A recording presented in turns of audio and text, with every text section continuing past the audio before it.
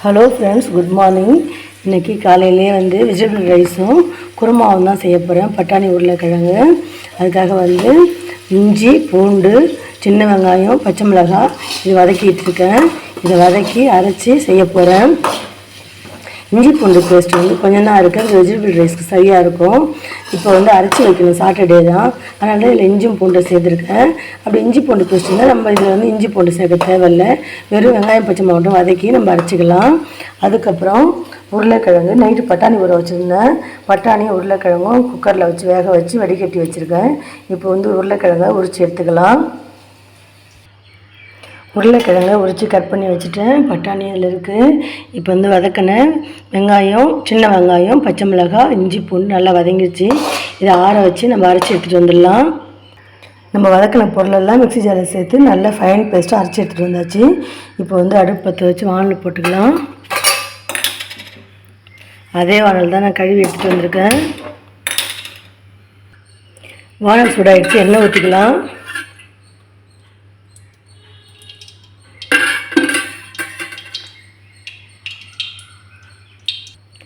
எண்ணெய் சூடாகிடுச்சு. ஸ்பைசஸ்லாம் போட்டுக்கலாம். பட்டை, கிராம்பு, அந்த பிரிஞ்சி இலை இது போட்டுக்கலாம்.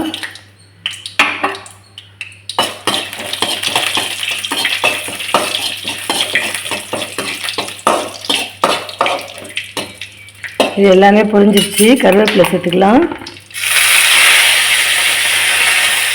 கருவேப்பிலையும் பொரிஞ்சிருச்சு. இப்போ வெங்காயம் சேர்த்துக்கலாம். ஒரு பெரிய சைஸு பெரிய வெங்காயத்தை தான் நான் கட் பண்ணி வச்சுருக்கேன்.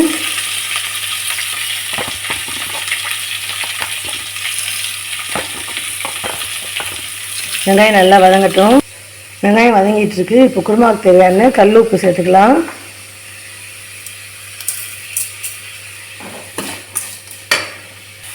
வெங்காயம் நல்லா வதங்கிடுச்சு. அதில் நம்ம தக்காளி சேர்த்து வதக்கலாம்.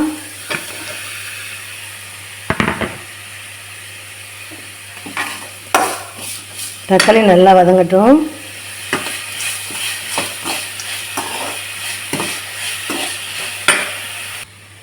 தக்காளி நல்லா வதங்கிடுச்சு. இப்போ நம்ம அரைச்சி வச்ச பேஸ்ட்டை இதில் சேர்த்துக்கலாம். இதில் சேர்த்து வதக்கணும்னு தேவையில்லை. ஏன்னா நம்ம வதக்கி தான் அரைச்சிருக்கோம்.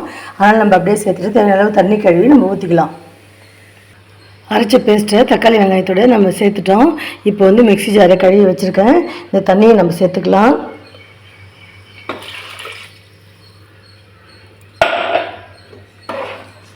நான் மஞ்சள் தூள் சேர்க்கலை. ஏன்னா ஒயிட் குருமாவாக இருக்கணுங்கிறதுக்காக.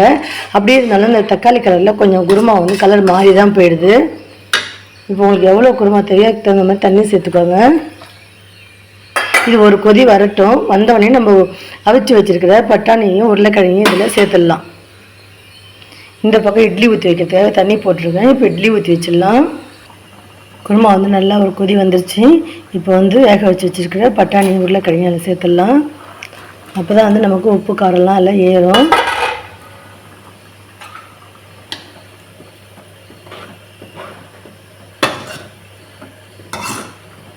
இப்போ இதில் தேங்காய் அரைச்சி ஊற்றணும். அதை பார்க்கலாம். தேங்காய், கொஞ்சம் பெருஞ்சீரகம், ஒரு கொட்டை புளி டேஸ்ட்டுக்காக அதை வச்சு கொஞ்சோண்டு பொட்டுக்கடலை இல்லைன்னா முந்திரி போட்டுக்கலாம். அதை சேர்த்து அரைச்சிட்டு வந்துடலாம் வாங்க. குருமாவுக்கு இந்தளவு தேங்காய் திருவி வச்சுருக்கேன். அதுக்கப்புறம் இந்தளவு புளி வச்சுருக்கேன். இன்னொன்று புளி வச்சுருக்கேன். அதுக்கப்புறம் ஒரு கொஞ்சோண்டு பொட்டுக்கடலை, ஒரு டேபிள் ஸ்பூன் அளவு பொட்டுக்கடலை வச்சுருக்கேன். அப்புறம் ஒரு ஸ்பூன் சோம்பு சேர்த்துக்கலாம். சோம்பு பவுடராக தான் இருக்குது, அதை சேர்த்துக்கலாம். இந்த 4 பொருளையும் மிக்ஸி ஜாரில் சேர்த்து அரைச்சி எடுத்துகிட்டு வந்துடலாம். குருமா நல்லா கெட்டியாக கொதிச்சிட்ருக்கு. இப்போ நம்ம அரைச்ச தேங்காய் பேஸ்ட்டையும் இதில் சேர்த்துடலாம். உங்களுக்கு எவ்வளோ வேணுமோ அது மாதிரி தண்ணி மிக்ஸி ஜாரை கழுவி ஊற்றிக்கோங்க. இது ஒரு 2 கொதி வரட்டும். அதுக்கப்புறம் நம்ம ஆஃப் பண்ணிவிட்டு பொடியாக இருக்கிற கொத்தமல்லி இலையை அதில் சேர்த்துக்கலாம். இட்லி ஊற்றி எடுத்து ஹாட் பாக்ஸில் எடுத்து வச்சாச்சு. இந்த வேலையை முடிஞ்சிச்சு. இப்போ இந்த அடுப்பில் காலியாக தான் இருக்குது. இதில் வெஜிடபிள் பிரியாணி செய்ய போகிறேன். குருமா நல்லா கொதிச்சிருச்சு. நம்ம இப்போ ஆஃப் பண்ணிடலாம். இந்த சூடு ஆறுற வரைக்கும் இந்த பாத்திரத்தில் இருந்தால் நல்லாயிருக்கும்னு சொல்லுவாங்க.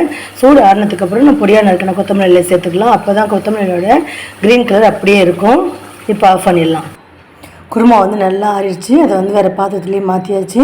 இங்கே பாருங்கள் ஃப்ரெண்ட்ஸ், இப்போ இந்த அளவு திக்காக இருக்குது. இன்னும் ஆறுனா கெட்டியாகவே ஆகிடும். இப்போ நம்ம வீட்டை பொறுத்த வரைக்கும் 3-in-1 குருமா. அதாவது மார்னிங் வந்து இட்லிக்கு, மத்தியானம் வந்து வெஜிடபிள் ரைஸுக்கு, நைட்டு வந்து சப்பாத்தி கேட்பாங்க பசங்க.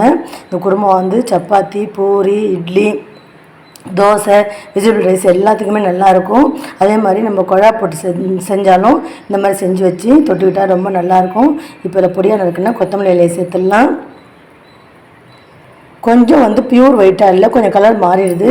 அதுக்கு காரணம் வந்து தக்காளி தான். மற்றபடி நம்ம இதில் வந்து மஞ்சள் தூளும் சேர்க்கலை, மிளகாத்தூள், குழம்பு மிளகாத்தூளோ இல்லை வந்து வெறும் மிளகாத்தூள் எதுவுமே சேர்க்கலை. பச்சை மிளகா மட்டும்தான் இதில் காரம். இந்த குருமா வந்து உங்களுக்கு பிடிச்சிருந்ததுன்னா லைக் பண்ணுங்கள், ஷேர் பண்ணுங்கள், கமெண்ட்ஸ் பண்ணுங்கள். ப்ளீஸ் என் சேனலை சப்ஸ்கிரைப் பண்ணுங்கள், பெல் பட்டனை ப்ரெஸ் பண்ணுங்கள். அப்போ தான் நான் போடுற வீடியோ உடனுக்குடன் நோட்டிஃபிகேஷன் வரும். Please support me. Thank you friends. By.